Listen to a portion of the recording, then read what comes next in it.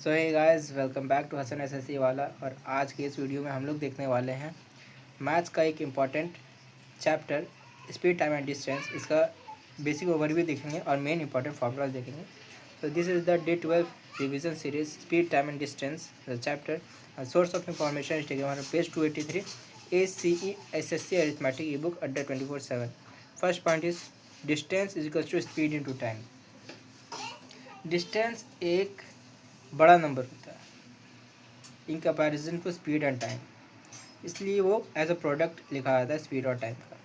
फिर बात करें स्पीड और टाइम एक छोटा नंबर होता है, छोटा वैल्यू होता है, इसलिए वो एज अ रेशो लिखा जाता है of distance and other unit. And distance ऊपर आता है क्योंकि distance is the bigger value और इज अ बिगर वैल्यू। तो ऐसे याद हो जाएगा। अब यूनिट कन्वर्जन का बात करें, जब भी हम लोग को स्मॉलर यूनिट में जाना है, जैसे कि मीटर पर सेकेंड, तो ऊपर का हम लोग स्मॉल रखेंगे, 5/18 रखेंगे, 5/18 से मल्टीप्लाई करेंगे। और जब भी हमको किलोमीटर पर आवर में जाना है तो ऊपर का बड़ा रखेंगे, 18/5 से मल्टीप्लाई करेंगे। फिर कॉन्सेप्ट क्या है? कॉन्सेप्ट में एवरेज स्पीड निकालना, मतलब दो स्पीड दिया हुआ हो और उसमें एवरेज स्पीड, तो एवरेज स्पीड निकालना और डिस्टेंस सेम हो।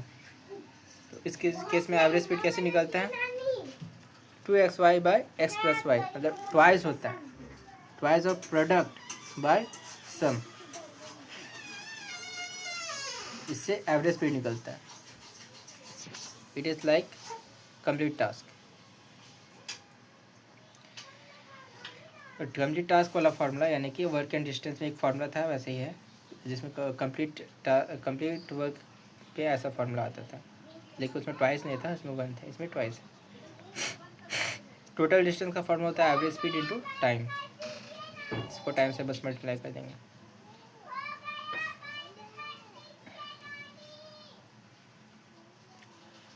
फिर आता है PQ travels opposite and meet and after meeting, मतलब डिस्टेंस सेम है। PQ travels opposite to each other and after meet, P का स्पीड और Q का स्पीड का ratio is equals to time taken by Q divided by time taken by P, इसका whole root. ये equation आता है, ये इंपॉर्टेंट है। अब PQ अपोजिट डायरेक्शन में चल रहे तो जरूरी नहीं कि डिस्टेंस सेम हो,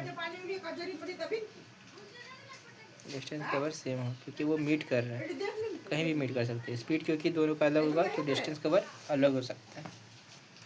इसमें बस ये रेशो आता है P speed by Q speed is equals to time of covered by Q, मतलब रिवर्स में स्पीड और टाइम का रेशो रिवर्स है और साथ में रूट लगा हुआ है। बस जब भी वो मीट करे, दो जगह से चल के मीट करे तब।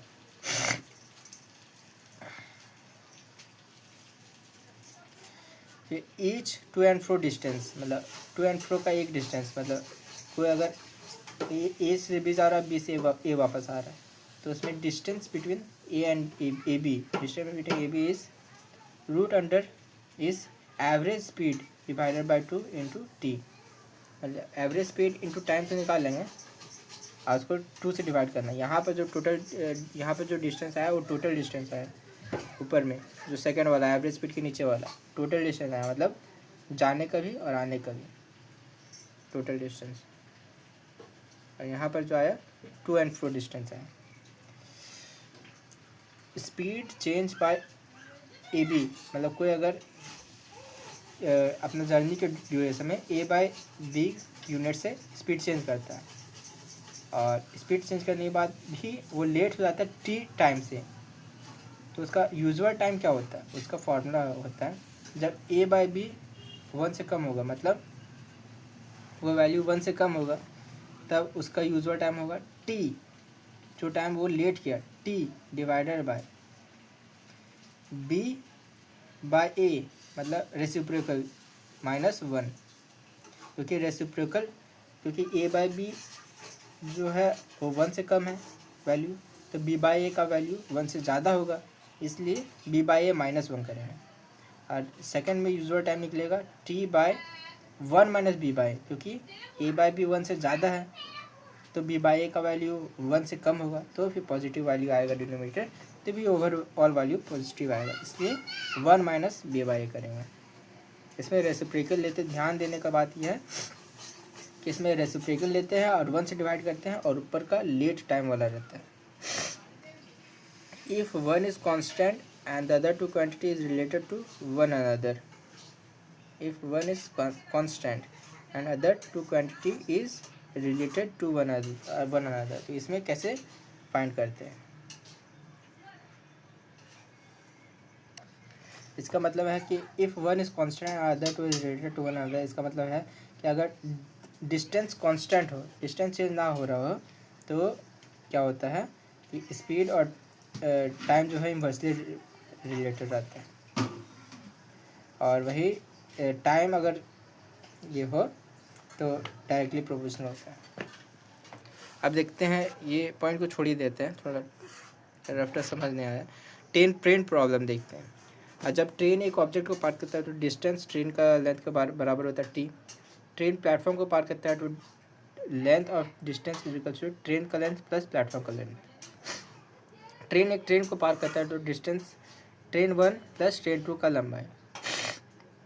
और रिलेटिव स्पीड हो जाएगा, अगर अपोजिट जा रहे हैं, अपोजिट डायरेक्शन में पार कर रहे हैं तो रिलेटिव स्पीड सम हो जाएगा, और सेम डायरेक्शन में जा रहे हैं तो रिलेटिव स्पीड डिफरेंस हो जाएगा।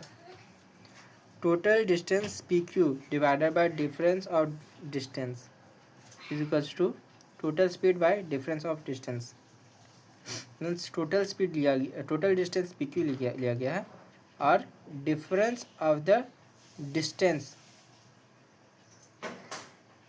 इसमें क्या हो रहा है, train meet when travel towards each other.